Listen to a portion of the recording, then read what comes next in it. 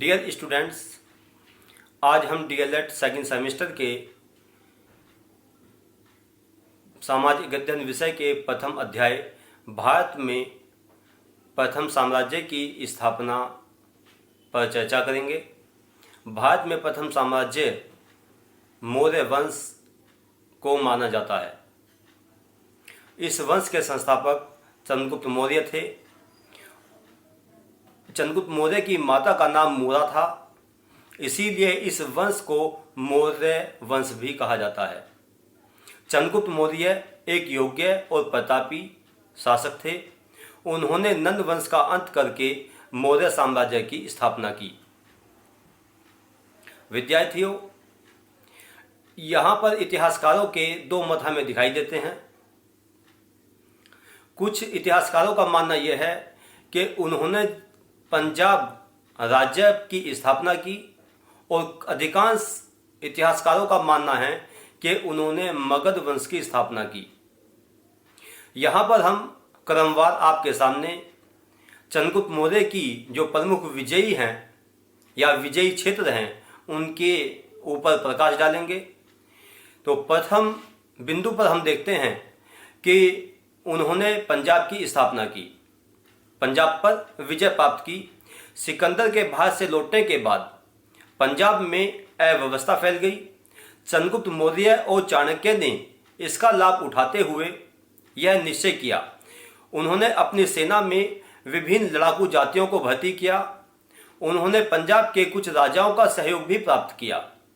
इसके बाद उन्होंने 322 ईसा पूर्व में पंजाब पर अधिकार करके वहां से यूनानियों को भागने पर विवश कर दिया। डॉक्टर विमल चंद पांडे के अनुसार 322 ईसा पूर्व में झेलम से लेकर के सिंधु तक के प्रदेश पर चंद्रगुप्त का आधिपत्य स्थापित हो गया था। इसी प्रकार डॉक्टर सत्यकेतु विद्यालंकार का मानना है कि इस प्रकार चंद्रगुप्त तथा चाणक्य के नेतृत्व में भारतीय विद्रोह को सफलता प्राप्त हुई। उस समय में विद्यार्थियों जानने का प्रयास कीजिए, पीछे लौटने का प्रयास कीजिएगा कि जिस समय में चंद्रगुप्त कोई शासक नहीं थे, उन्होंने विष्णुगुप्त या चाणक्य के सहयोग से लड़ाकू जातियों की एक सेना एकत्रित की। और इस संबंध में जस्टिन नाम के एक इतिहासकार का मानना है कि चंद्रगुप्त ने डाकुओं के झुंड को एकत्रित किया और भारतीयों को यूनानियों के विरुद्ध विद्रोह करने के लिए उत्तेजित किया। इस प्रकार चंद्रगुप्त ने एक ऐसी विशाल सेना का निर्माण किया जिसके माध्यम से उन्होंने केवल यूनानियों को ही नहीं खदेड़ा बल्कि मगध पर भी अपना शासन स्थापित किया। उनकी दूसरी विजय है मगध की विजय। उस समय मगध पर घनानंद नामक व्यक्ति शासन कर रहा था, जो बड़ा अत्याचारी था। चंद्रगुप्त उनकी शक्ति को नष्ट करने के लिए दृढ़ प्रतिज्ञ था। अतः उसने एक विशाल सेना के साथ में मगध की ओर कूच किया और पाटलिपुत्र के पास जाकर के अपना डेरा स्थापित किया। वहां पर नंद वंश के शासक घनानंद और मौर्य वंश के संस्थापक चंद्रगुप्त मौर्य के मध्य एक भीषण युद्ध हुआ, जिसमें नंद वंश के संस्थापक घनानंद अपने पुत्रों के साथ में लड़ता हुआ वीर गति को प्राप्त हुआ और 322-23 ईसा पूर्व में चंद्रगुप्त ने मगध पर आक्रमण अधिकार स्थापित कर लिया। इस प्रकार उसने नंद वंश का अंत करके मौर्य साम्राज्य की स्थापना की। दो विजय आपके सामने आई। तीसरी विजय है सेल्यूकस पर विजय। विद्यार्थियों, सिकंदर की मृत्यु के पश्चात उसके सिंधु के पार यूनानी राज्य का स्वामी सेल्यूकस बना। यानी कि जब सिकंदर की मृत्यु हुई तो मृत्यु के बाद जो सिंध प्रांत था उस पर सेल्यूकस, जो कि सिकंदर का सेनापति भी माना जाता है या सिकंदर का सेनापति था, उसको वहाँ का राजा घोषित किया गया, शासक घोषित किया गया। और जो कि सिकंदर की तरह उसका सेनापति सेल्यूकस भी एक महत्वाकांक्षी, शूरवीर और साहसी शासक था। उसने 305 ईसा पूर्व में भारत पर आक्रमण किया था। उस समय तक चंद्रगुप्त भारत में शक्तिशाली शासक बन चुका था। चंद्रगुप्त मौर्य ने सेल्यूकस को युद्ध में बुरी तरह से पराजित किया। उसके कारण उसे एक संधि करने के लिए विवश होना पड़ा। और इस संधि में जो शर्तें थी वो देखिए क्या क्या शर्तें रखी गई कि सेल्यूकस ने काबुल, कंधार, हिरात, बलूचिस्तान आदि प्रदेश चंद्रगुप्त मौर्य को दिए। इसी के साथ साथ सेल्यूकस की जो बेटी थी जिसका नाम हेलन था, उसका विवाह चंद्रगुप्त मौर्य के साथ में हुआ। और उसने मेगास्थनीज नामक यूनानी राजदूत बना करके चंद्रगुप्त मौर्य के दरबार में भेजा।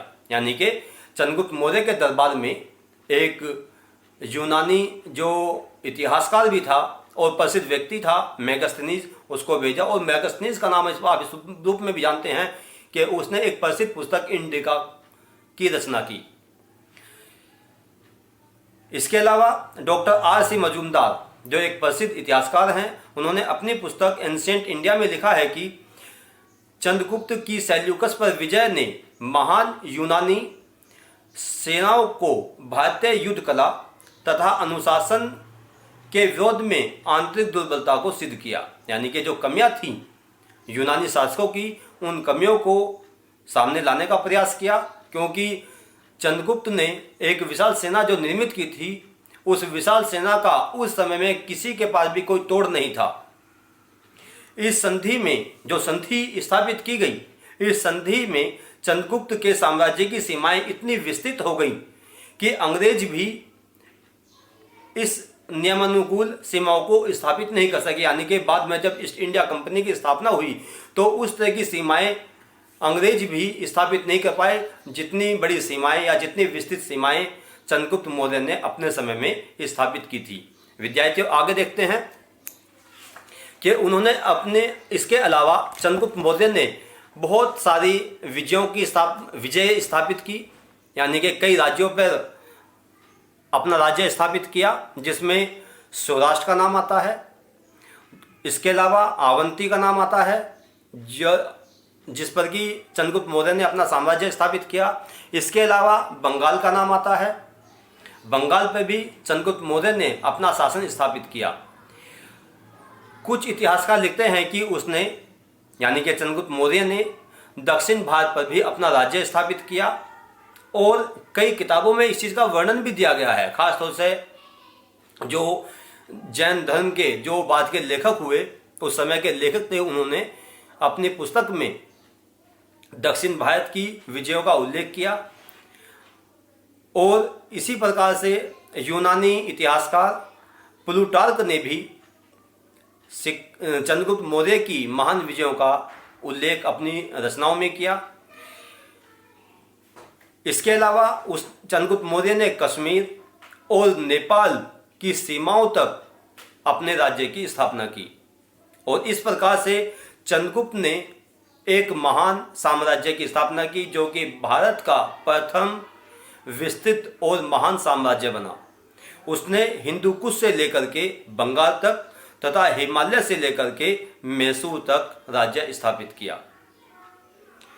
इसके अलावा हम देखते हैं आगे कि चंद्रगुप्त मौर्य का जो शासनकाल था या शासन व्यवस्था थी, वो किस प्रकार की थी। इस संबंध में इतिहासकार नीलकंठ शास्त्री ने अपनी पुस्तक age of the Nandas and Mauryas में लिखा है कि वह चक्रवर्ती के आदर्शों को प्रथम बार धार्मिक गाथा के आकाश से पृथ्वी पर ले आया। यानी कि एक ऐसा साम्राज्य उसने स्थापित किया जो देखने और सुनने से बड़ा कल्पनाशील लगता है, कि जैसे उसने आकाश का एक जो आकाश की जो एक मंडली है उसको उसने धरती पर स्थापित कर दिया हो। जैसे आकाश में हम देखते हैं, पाताल लोक में हम देखते हैं कि इंद्र महाराज हैं, उनके दरबारी हैं, इस प्रकार की व्यवस्था हम यहाँ पर पृथ्वी पर चंद्रगुप्त मौर्य और उसके साम्राज्य के अंतर्गत देखते हैं कि उसने किस प्रकार से पूरे संपूर्ण क्षेत्र में साम्राज्य की स्थापना की।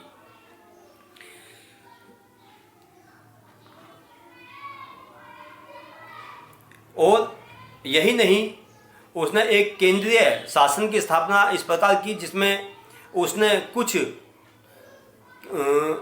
पदों को रखा, जिसमें पहला पद स्वयं राजा का था। राजा राज्य का सर्वोच्च अधिकारी होता था। शासन की समस्त शक्तियां उसी के हाथ में थी, यानी कि केंद्रीकृत शासन व्यवस्था थी। और उस केंद्रीकृत शासन व्यवस्था में जो शक्तियां थी वो राजा के हाथ में थी और उसकी इच्छा ही कानून कहलाता था, कानून कही जाती थी। वही राज्य के सभी महत्वपूर्ण अधिकारियों की नियुक्ति एवं पदोन्नति करता था। चंद्रगुप्त एक निरंकुश शासक भी माना जाता है, यानी कि इतना बड़ा साम्राज्य स्थापित करना कोई छोटी बात नहीं है कि उसने हिंदू कुश से लेकर के बंगाल तक शासन स्थापित किया। तो कहीं ना कहीं उसने एक ऐसा एक स्वरूप अपना स्थापित किया कि आसपास के राज्य भी उसकी काटने ढूंढ सके। वह निरंकुश शासक जरूर कहा गया, लेकिन ऐसा नहीं है कि वह प्रजा की तरफ को ध्यान नहीं देता था।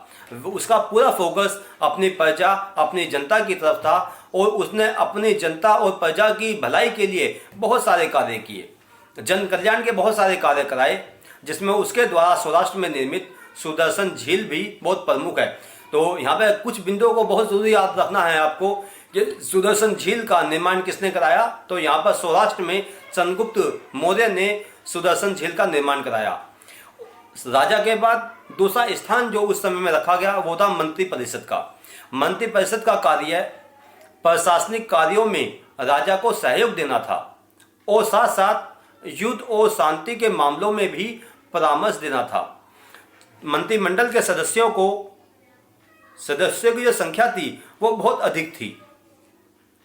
उसमें जो विभिन्न पद थे वो आपके सामने स्टेप बाय स्टेप मैं बता रहा हूं, जिसमें मंत्री था जो राज कार्यों को चलाने के लिए अपने साथ में एक पूरी परिषद रखता था, जिसमें प्रधानमंत्री जो मुख्यमंत्री था या प्रमुख मंत्री था, पुरोहित जो धार्मिक कार्यों का मंत्री था, सेनापति जो सेना का प्रमुख था, कार्यांतिक जो कारखानों व खानों का मंत्री था, दंडपाल जो पुलिस का मंत्री था, अंतपाल जो सीमा मंत्री था और दुर्गपाल जो गृह रक्षा मंत्री कहा गया। इसके अलावा अन्य जो पदाधिकारी थे उनमें मौर्य साम्राज्य में अमात्य, महामात्र एवं अध्यक्ष आदि निम्न श्रेणी के पदाधिकारी थे। अर्थशास्त्र में 26 अध्यक्षों का उल्लेख मिलता है। यहाँ पे ध्यान रखिएगा कि अर्थशास्त्र जो एक प्रसिद्ध पुस्तक है जो कौटिल्य के द्वारा लिखी गई। कौटिल्य जिसको चाणक्य भी कहा जाता है और जिसको विष्णुगुप्त भी कहा जाता है, उसने अपनी पुस्तक अर्थशास्त्र में लिखा कि चंद्रगुप्त मौर्य के समय में 26 अध्यक्षों का उल्लेख मिलता है जो शासन के आधार स्तंभ कहे जाते थे। इसी प्रकार से केवल केंद्रीय व्यवस्था ही नहीं थी बल्कि प्रांतीय व्यवस्था पर भी चंद्रगुप्त मौर्य का फोकस था।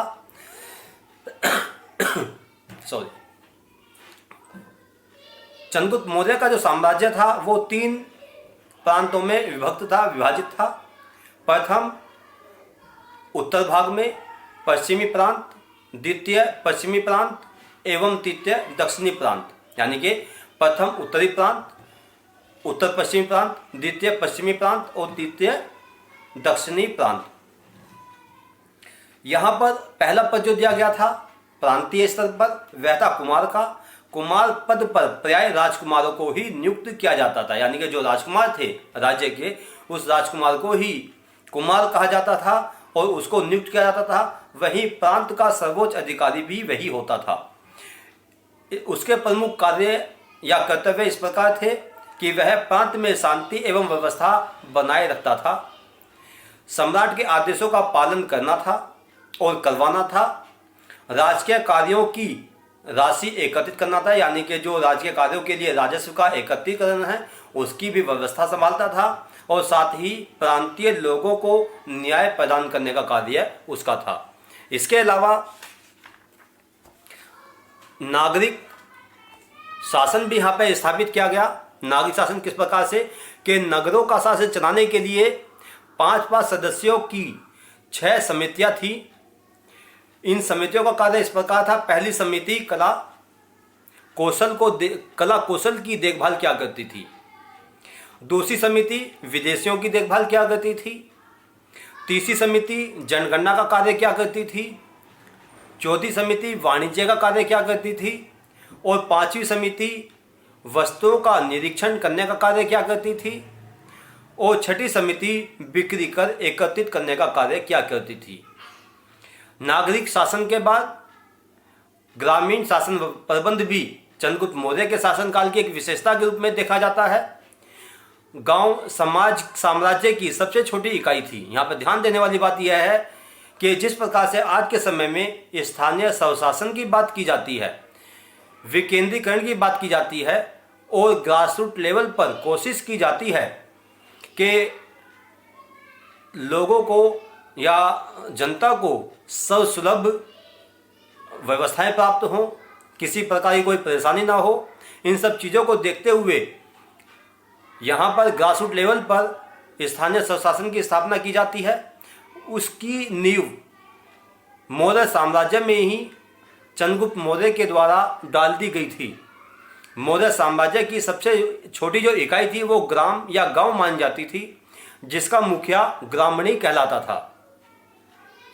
ग्राम को अपने आंतरिक प्रशासन में पर्याप्त स्वतंत्रता थी, यानी कि उसको स्वतंत्रता दी जाती थी कि वह अपने निर्णय स्वयं लेने में सक्षम था।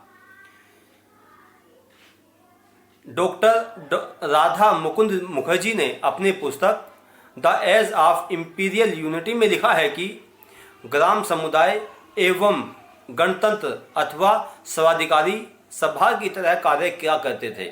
तो यहाँ पर एक इस प्रकार की एक व्यवस्था बनाई हुई थी जहाँ पर ग्रामीण लेवल से ही, छोटे लेवल से ही या निम्न स्तर से ही लोगों को उनके कर्तव्यों के प्रति भी और उनके अधिकारों के प्रति भी जागरूक किया जाता था, और गांव के स्तर पर ही उन लोगों के अंदर जन चेतना उत्पन्न करने का प्रयास किया जाता था।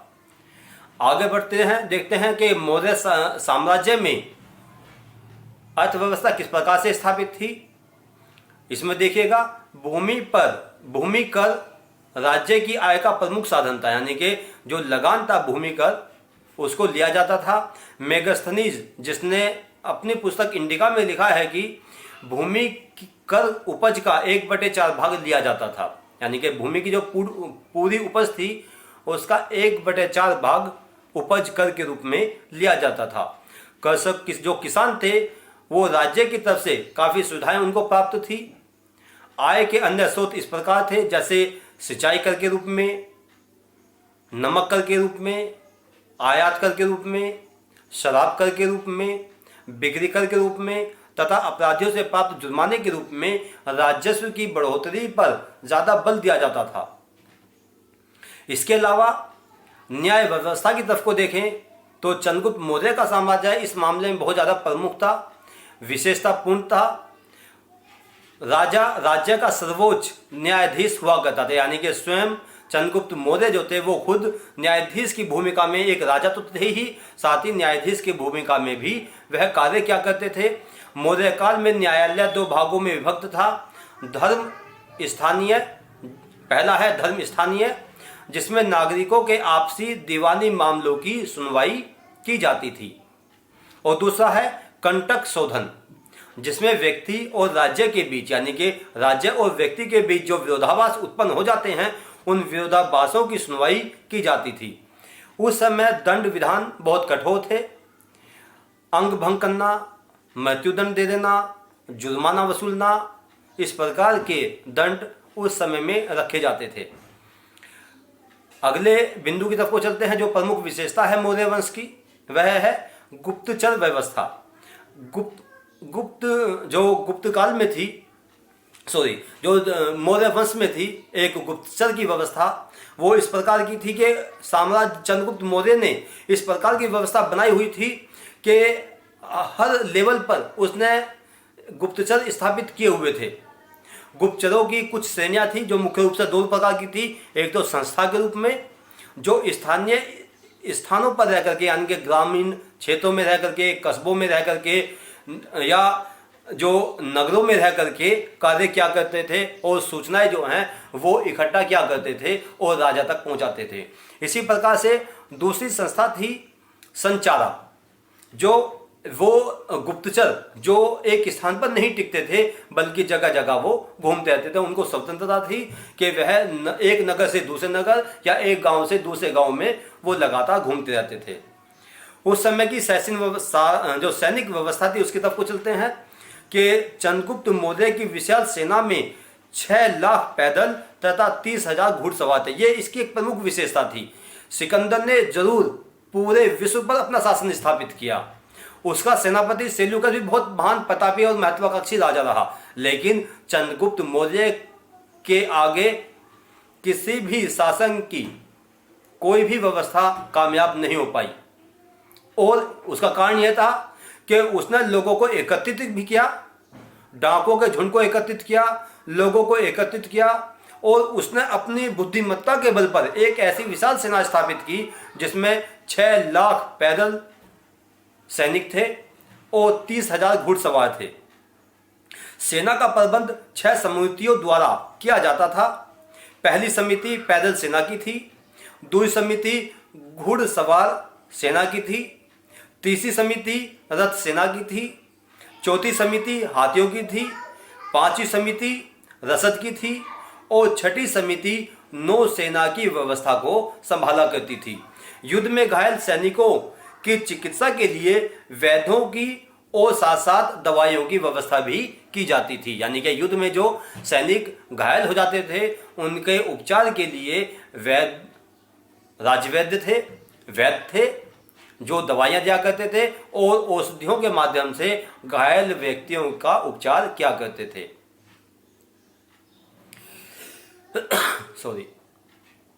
इसके अलावा मौर्य साम्राज्य की एक प्रमुख और विशेषता आपके सामने प्रस्तुत करता हूं, जन कल्याणकारी। मैंने पहले बताया था कि मौर्य जो चंद्रगुप्त मौर्य थे वो केवल निरंकुश शासक नहीं थे। कुछ इतिहासकार लिखते हैं इसके बारे में कि वह बहुत निरंकुश शासक थे। जो वह कहते थे वो राज्य को मानना पड़ता था, करना पड़ता था। यहाँ पर हम देखते हैं कि जन कल्याण के लिए भी उन्होंने बहुत सारी व्यवस्थाएं स्थापित की। जैसे चंद्रगुप्त ने सरायों की स्थापना कराई, कुओं की स्थापना कराई, तालाबों की स्थापना कराई और अनेक सड़कें बनवाई और सड़कों के दोनों ओर वृक्ष लगवाए। उसने औषधालय बनवाए और जो अनाज के या गेहूं के गोदाम थे उन गोदामों का निर्माण कराया और उसने लोक कल्याण विभाग की स्थापना कराई और साथ साथ जैसा कि मैंने पहले ही बताया था उसने सुदर्शन झील का निर्माण भी कराया। इस प्रकार से हम देखते हैं कि चंद्रगुप्त मौर्य की गणना या चंद्रगुप्त मौर्य की जो पहचान है वह भारत के महान सूरवीर, साहसी, महत्वाकांक्षी और सफल शासकों में की जाती है। वह भारत में राजनीतिक एकता स्थापित करने वाला और पूरे साम्राज्य को यानी कि जो पूरा उत्तर भारत था उसको जोड़ने वाला प्रथम शासक था। तो इस संबंध में डॉक्टर P.L. भार्गव अपनी पुस्तक चंद्रगुप्त मौर्य में लिखते हैं कि यह वह निसंदेह अपने समय का सबसे शक्तिशाली शासक था और राजाओं की श्रेणी में वह एक अत्यंत चमकदार नक्षत्र के रूप में अपनी पहचान रखता है। तो इस प्रकार से आज हमने देखा कि प्रथम साम्राज्य की स्थापना किस प्रकार हुई और क्या क्या इसमें नीतियां और क्रियाएं अपनाई गई और किस प्रकार से चंद्रगुप्त मौर्य ने पूरा एक विस्तृत साम्राज्य भारतवर्ष के अंदर स्थापित किया जो कि प्रथम साम्राज्य था। और इससे बड़ा साम्राज्य जो कि मगध साम्राज्य था उस समय में कोई नहीं था। गौतम बुद्ध के काल के बाद भारतवर्ष के अंदर 16 महाजनपदों की स्थापना का उल्लेख मिलता है जिनमें एक महाजनपद मगध के नाम से प्रसिद्ध रहा है। तो विद्यार्थियों, आज इतना ही। अगले लेक्चर में आपके सामने मौर्य साम्राज्य की अगले शासक, जिनका नाम है बिंदुसार, उनके बारे में कुछ कथन प्रस्तुत करूंगा जो आपके एग्जाम की दृष्टिकोण से बहुत ज़्यादा लाभान्वित सिद्ध होंगे। धन्यवाद। जय हिंद, जय भारत।